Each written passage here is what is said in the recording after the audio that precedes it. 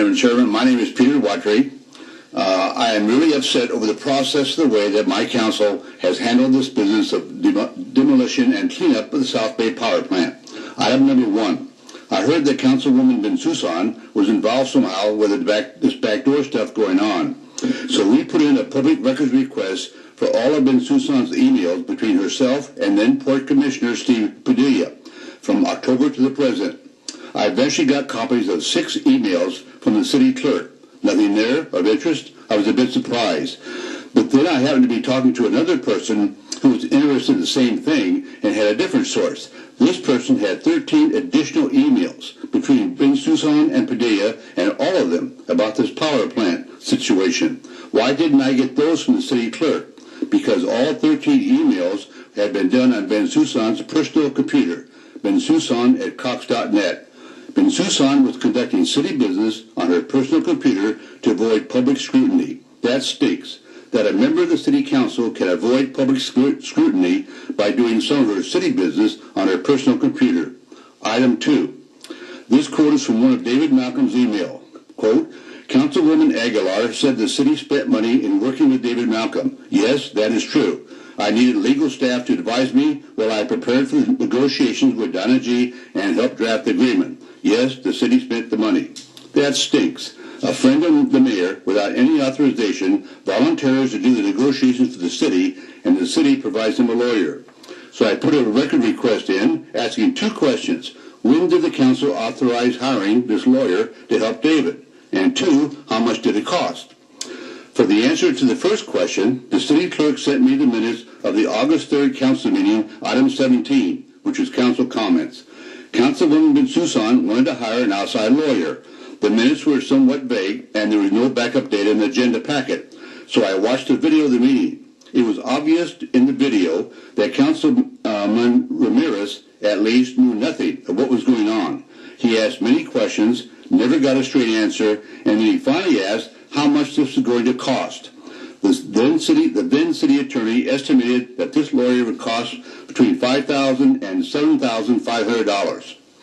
As for my question number 2, as to the final cost, the city never would answer me. But the answer is in tonight's staff report.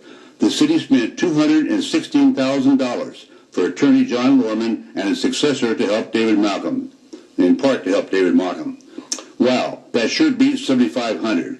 How did $7,500 approved by the council get to be $216,000? The answer is in tonight's report. The council approved that much larger expenditure in a secret closed session in November. That stinks.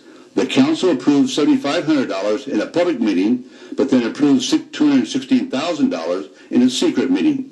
So last fall, this council spent more than $200,000 to help David Malcolm wheel and deal at the same time that you were laying people off, that you were convincing the city employees to pay more of their pensions, and that you were cutting library hours and other services to the citizens. Boy, did you double-cross your employees and your citizens.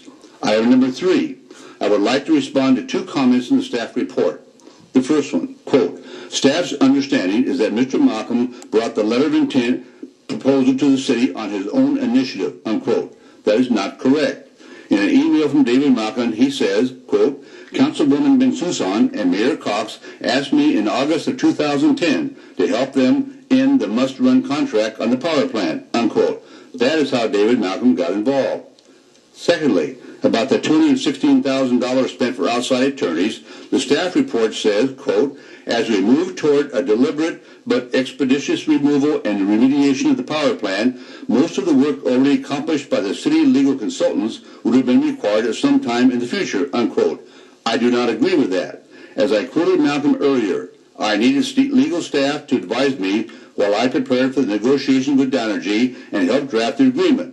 If it had not been for his idea for Chula Vista to assume the responsibilities of Donna G., most of that money would never have been spent.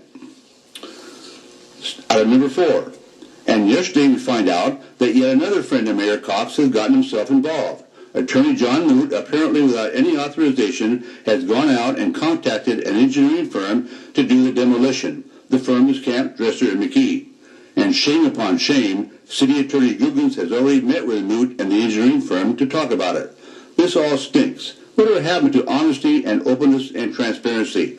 Why is the whole process of potentially taking on the largest risk in the history of Chula Vista all being done so poorly? My conclusion, as I may have mentioned, this council's process stinks. A council member used their private computer to do city business to avoid public scrutiny. This council approves $7,500 in a public meeting for an outside lawyer, but approves over $200,000 in a meeting in a secret meeting. The mayor uses friends to privately do city business without any authorization. I urge you right now to stop wasting any more city money on Malcolm's plan. I urge you to play it straight and honest. The power plant land belongs to Port District. The contracts are all with the Port District. Let the Port District and other players carry out their contracts. This is the Port District's business, not Chula Vista's, but we should cooperate. It will be done eventually.